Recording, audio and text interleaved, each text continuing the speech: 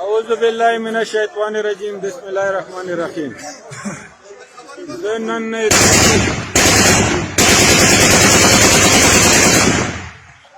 د مرګلو د پی ټی آی ورکرو ټولو ډېر مشکور یم. کوم مینې محبت سره کوم زړه نه تاسو محنت وکړو، کومه خواري تاسو وکړه، هغې نن رنګ روړو.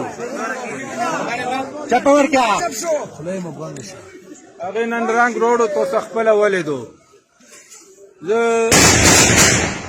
دوره درته ویلی شم چې نن ډېره قوم سره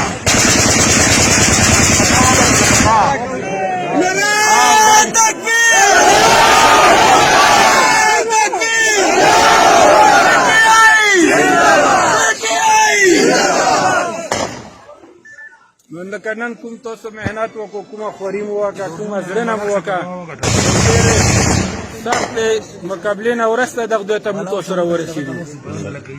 وګوره همیشه د حق څه دی، حق د خدای خوښه دی کوي. مو ته چې وویلو ته خال ډېر دي، ته مه وروځه، تیاره دی، شپه دی.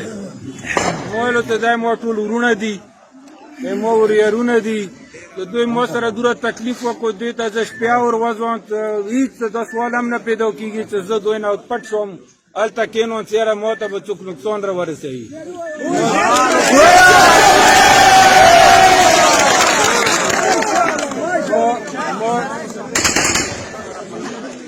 ما ته دا ما ورونه دي، ما خپل داسې دي لکه خپل کور خلک مې وي.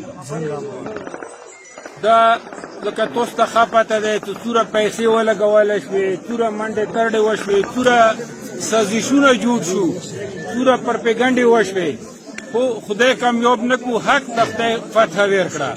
دا یې ما نه دی، دا یې تاسو ټولو دی، دا تاسو خواري دی، تاسو محنت دی، چې تاسو خوارۍ، تاسو محنت.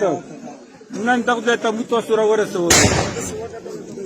ګوره د پی ټي آی ورکرو کې چې کومه جذبه وه، کومه مینه وه، کوم محبت و، زه یقین سره درته یاره شوم چې زه کوم ځای ته لاړ یم، ما ته به دا احساس و چې خدای نه خسته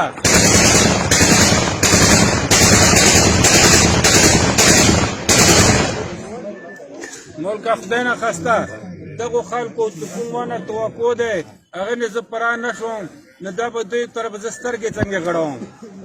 زه به الله تعالی نه دا